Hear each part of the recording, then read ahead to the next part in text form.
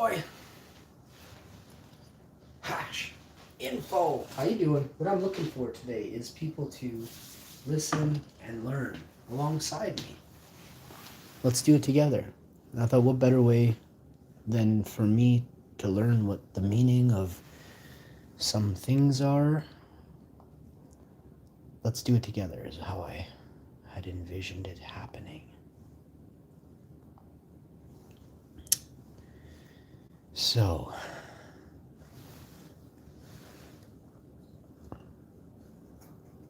I'd like to start out by saying good morning, good afternoon, and even good evening if you're in Europe or other places.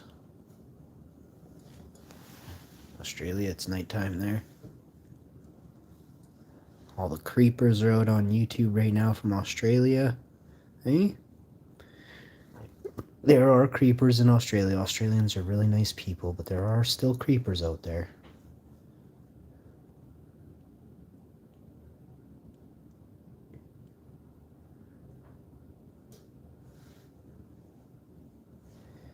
We're going to discuss a few topics here. Let me know if they interest you in the chat or not. I don't care, but you're welcome to put if you think it's interesting or not. Okay.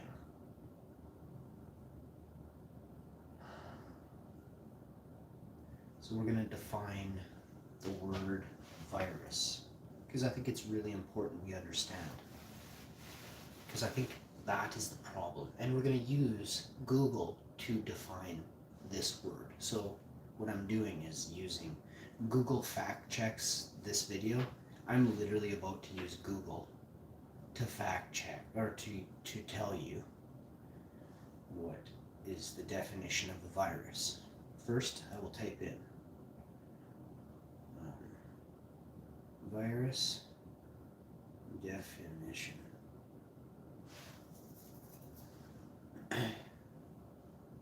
Now remember, there's a computer virus and a biology definition. I can see there's two separate. So remember, when we talk virus now, we're in the future sort of. So here's virus definition from Google, and there's the Google thing, and then it says virus. And now she'll say it. If I get volume. Virus. Oh, it's a guy today. Very weird. Virus. See how they use like a nice calm voice like that? The AI wants you to think they're not evil. Listen. Virus. Coming at you. So, virus. Virus. Virus. It's a simple fact that if AI were to, like, simulations have been run, you know you're not privy to this information. I'm dropping for you right now. Simulations have been run if AI were to gain access to the entirety of all computers, mainframe servers, internet, all power stations around the world. Is there enough, like, you see what they have at factories where these pharmaceutical plants are, everything is robotic. From the time the vehicles now that are driven can actually be autonomized, meaning they don't need a driver. So through Wi-Fi, through Skynet, you can now drive a vehicle. An AI computer in Washington can drive a Brazilian automated vehicle to a place to pick up a chemical, put it in the tank. The AI in Washington or on Pamina Highway could pay them in Bitcoin, Ethereum, or whatever is the other one, Ethereum, Dogecoin, all that stuff. You people have written us off, and you have not even an inkling of how badly. Programmers, AI, reps should be jailed immediately. We are headed down a path which is almost not able to be rewound. We will have to go dark in order for AI to be shut down. And I mean, I think we might have to go back to dark ages completely, like next year, because AI has already enslaved humanity quietly without you knowing. The tops of all your corporations, you never see the actual person who runs the corporation. That means a robot is running us right into the ground.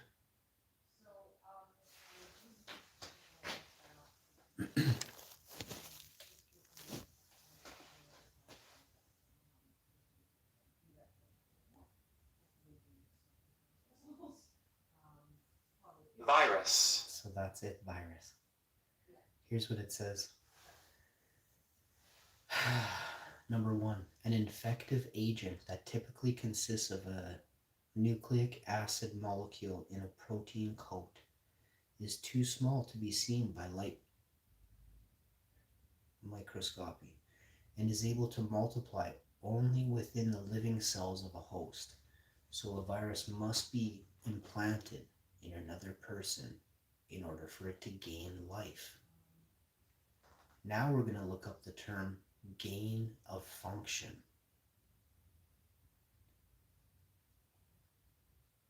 A virus is a small collection of genetic code, either DNA or RNA, surrounded by a protein coat. A virus cannot replicate alone.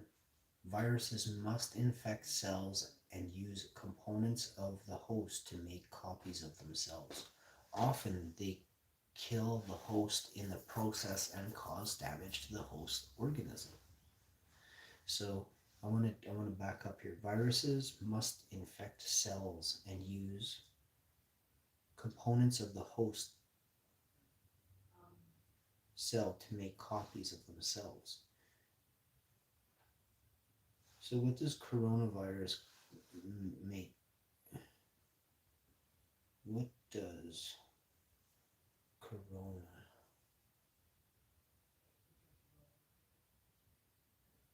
use for host replication? Coronavirus is expressed, and I better show you this. I'm still on Google, by the way. And I'm a very smart person who is just simply talking. Coronaviruses express and replicate their genomic RNA to produce full-length copies that are incorporated into newly produced viral particles. Coronaviruses possess remarkably large RNA genomes, flanked by 5 and 3 untranslated regions that contain CIS acting secondary RNA structures essential for RNA synthesis. It says here, nature.com, coronavirus biology and replication implications for SARS-CoV-2 nature. How coronaviruses replicate inside you. This is what I'm looking for. Los Angeles Times. We'll see if this is true. How coronaviruses replicate inside you. Viruses can't reproduce by themselves. They contain instructions for how to copy themselves, but lack the tools and supplies to do it. That's why viruses have two jobs, invading living cells and turning them into virus-making factories. Some people are walking time bombs. Wow. Coronaviruses are hundreds of tiny smaller in width than human cells. Coronaviruses store their genetic information as long single strand of RNA. The RNA stores the recipes for making all parts of the virus needs to copy itself. One key part of the virus is the spike protein. The spikes protrude from the surface of the virus and resemble a crown or corona in Latin. Cross-section of a coronavirus. Spike protein, coronavirus RNA. Coronaviruses use their spikes to infiltrate living cells when the conditions are right. The virus enters. A poor fit, a good fit.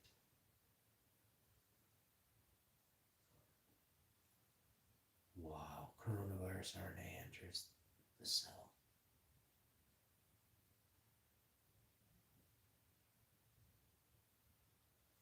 bet you some host cells are almost impenetrable. I'm going to take a picture of this and read this. It says something about the membrane here. Once inside, the coronavirus enlists the infected cell to produce the parts it needs.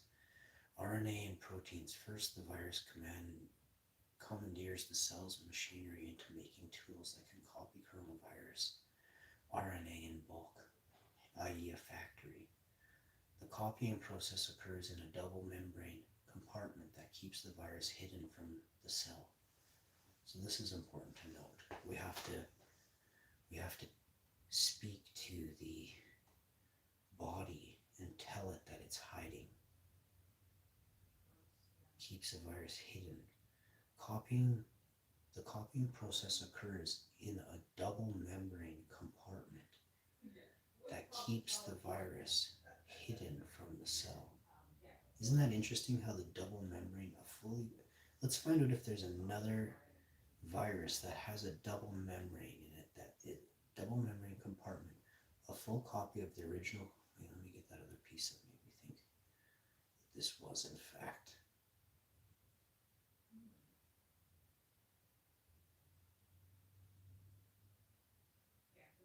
This is going to be awesome. First, the virus coming here. Now, a full copy of the original coronavirus RNA for the insertion into the next generation of coronaviruses. The tool for copying viral RNA. Copies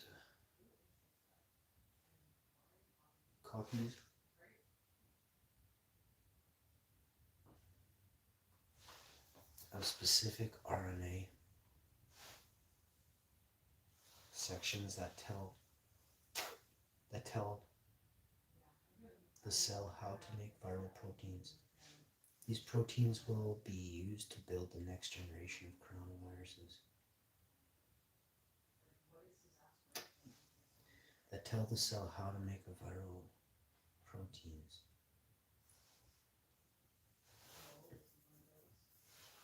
These proteins are made and assembled in part of the cell that serves as factory, warehouse, and delivery system. Ribosomes make viral proteins by following instructions encoded in the RNA. Do you want to starve ribosomes then? Should we be starving ribosomes? Make viral proteins by following instructions. Viral proteins being made. How do you starve ribosomes? Can we weaken ribosomes for a short period of time? Can we make ribosomes sleep? Can they go into stasis so they're not able to catalyze that? Ribosomes. A ribosome is a cellular particle made of RNA and protein that serves as the site for protein synthesis in the cell. The ribosome reads the sequence of messenger RNA, so messenger RNA stands for mRNA, and using the genetic code translates the sequence of RNA bases into a sequence of amino acids. What's that process called? Translates a sequence of RNA bases into a sequence of amino acids. What is this process called in science? Because then we can learn how to mess with that process.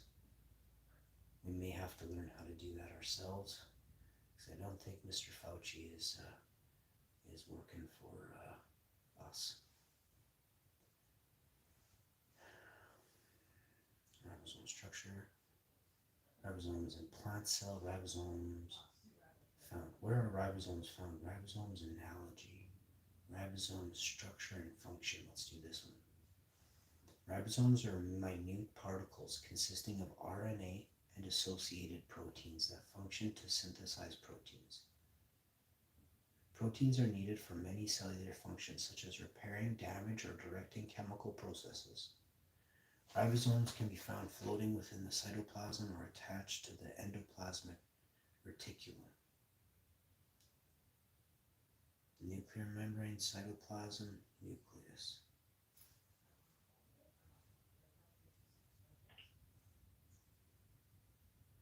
What are the structure of ribosomes? Ribosomes are made of proteins and ribonucleic acid, abbreviated as RNA.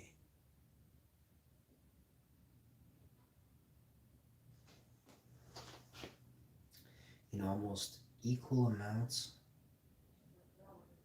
It comprises of two sections known as subunits. The tinier subunit is the place that messenger RNA binds and it decodes, whereas the bigger subunit is the place the amino acids are included.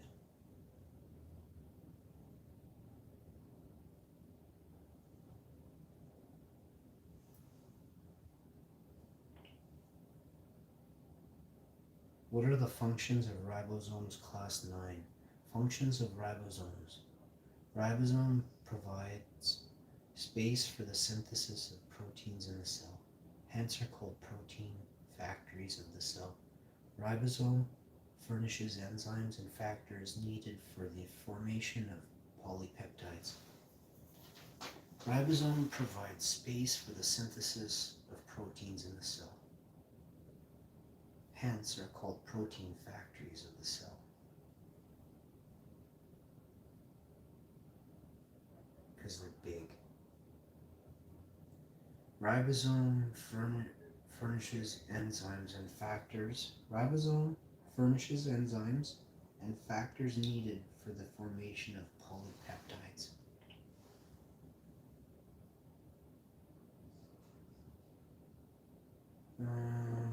Small and another small binds recorded and others. I want this here. I want this. I want polypeptides. Polypeptides function or definition? I think we'll go with polypeptides.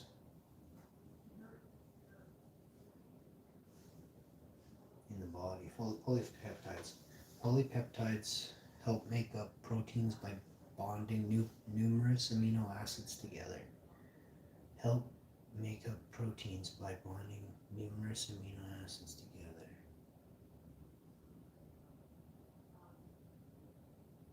What an interesting chain of bonding.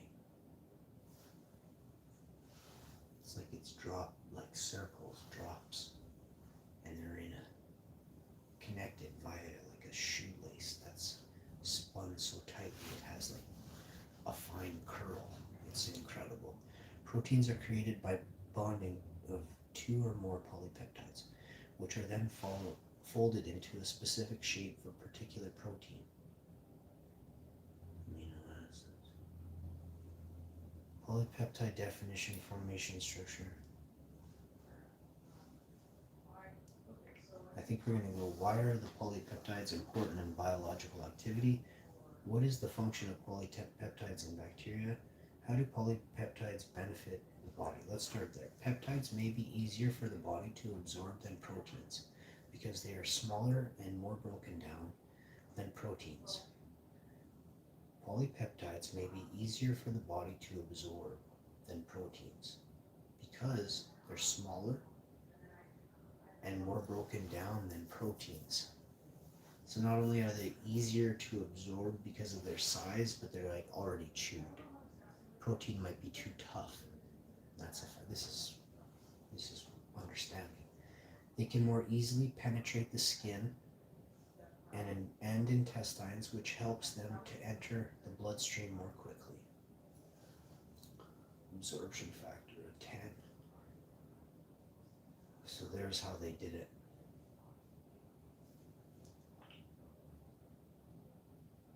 This is how they gain the function. Polypeptides was used to gain function. These people are pure evil and I'm a genius.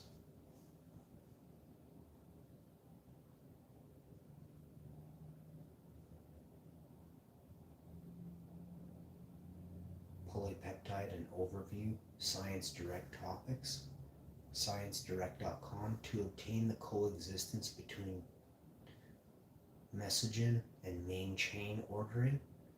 Oh my god, I'm right.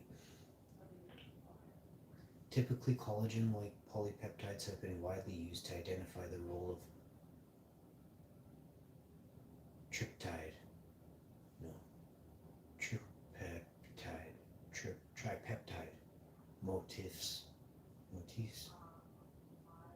motives.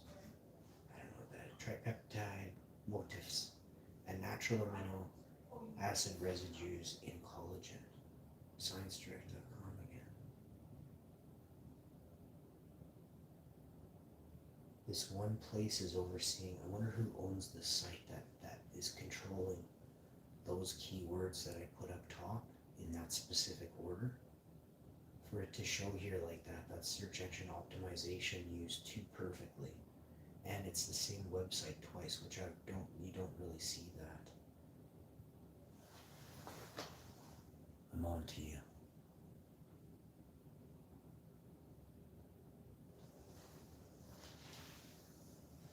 What is the function of a polypeptide? What are the benefits? I want to end this by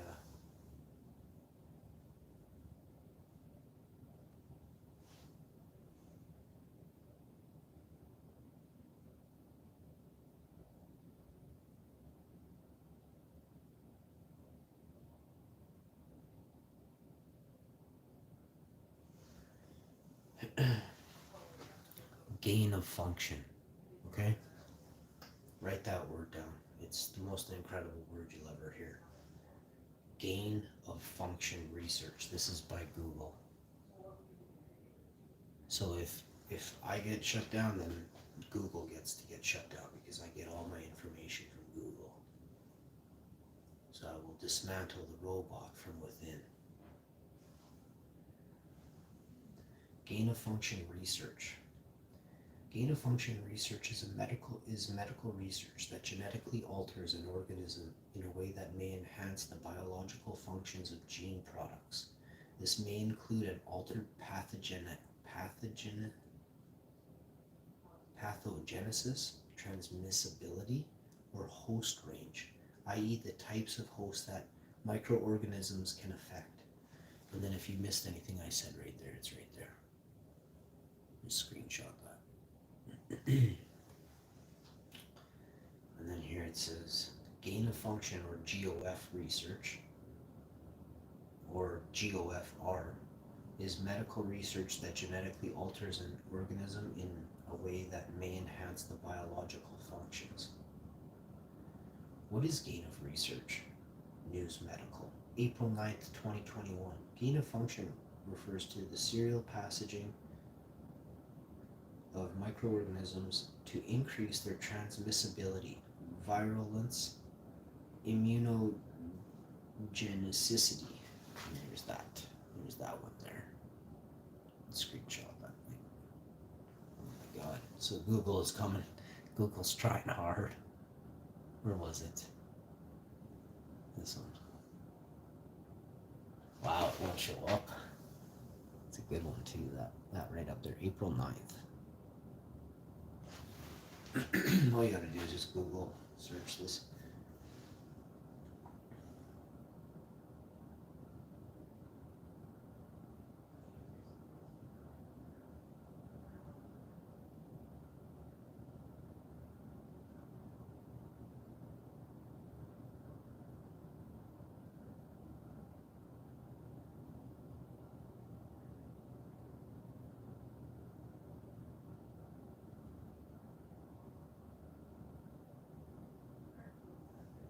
Here's this is a related topic. It says gain of function Ebola, gain of function influenza, right there. So what we'll do is we'll just drill into those and read a little bit about those. Gain of function Ebola. This actually happened. The potential benefits of gain of function research.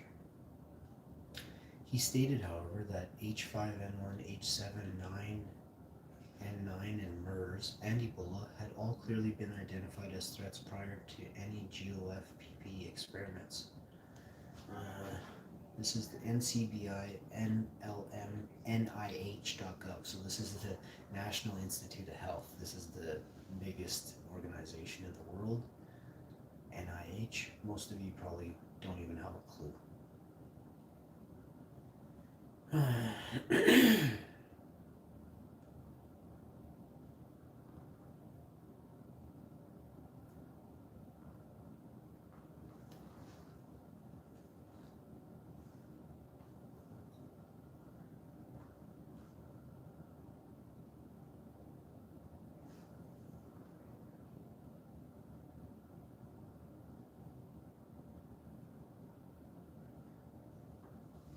Alright, so it says here, how cruel is that?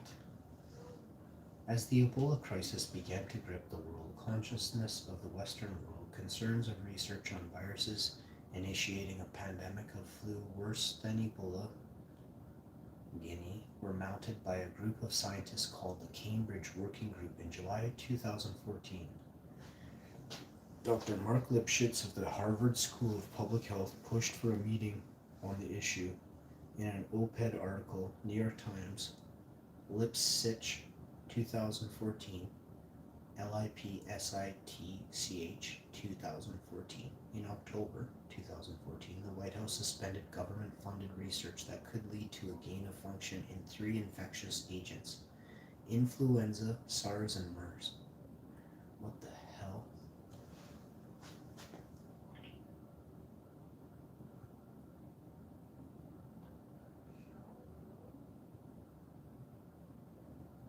This is from worldscientific.com.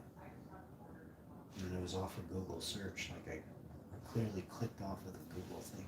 I can go back and show you. Gain of function right here. I'm in Google search. And Google brought me, sorry, I'll put it back on the screen. Right here. It's right here. And this is you can see the thread. I've clicked on this so far. I didn't click that. Anything purple I've clicked on. So you can see here, all I did is type in gain of function, Ebola, and then the 4th one down from Google, or 4th or 5th, is this story right here. Wait a second.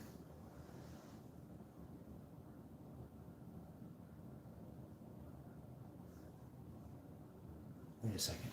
Which one is it? This one? I can't see exactly, so. Oh no, right here. No, that's not the one either. Wait a second. Research. Canadian scientists sent deadly viruses to Wuhan lab months before. What the hell? You see that? That's not the one I'm doing. I'm doing, where was it? It's right here. Oh, it is. 1, 2, it's the 3rd one. So it's here. So to gain a function Ebola, and I clicked on that one. I read some of that to you. There's that line. I told you to screenshot it. And then there's the 2nd one, and here's the 3rd. So this says worldscientific.com, and then I just drill into it. And then I read you what is on the page here, worldscientific.com. And this is put out in 2014, so by Harvard School. This is by Dr. Mark Lipschitz of the Harvard School of Public Health. Also a New York Times article. So this is very credible. Between 2003 and 2009, there were 395 potential release events and 66 potential loss events in American labs involving select agents, a category that includes many of the most lethal bacteria and viruses. Whoa, what the heck does that mean? So actually, I scrolled a little too far down. As the Ebola crisis began to grip the world, excuse me, the risk and the value of such studies are being deliberated by the NIH, the National Science Advisory Board for Biosecurity, NSABB, the National Research Council of the National Academies. Among the concerns cited were statistics on the loss and release of laboratory animals. Among the concerns cited were the statistics on the loss and release of laboratory animals. So I don't know if you've all seen that movie, or it's a TV show, but literally they infected the world with the bunnies. So here they just did cute puppies, Dalmatian or golden retrievers.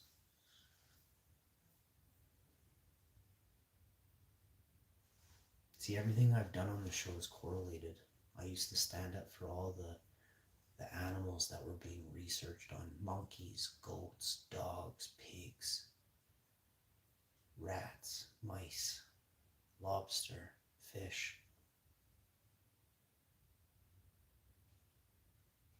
And And now I see these academies have been using it for pure evil. Because it says here from 2003 to 2009, 390 specimens were lost or misplaced or released to the public. Things they infected.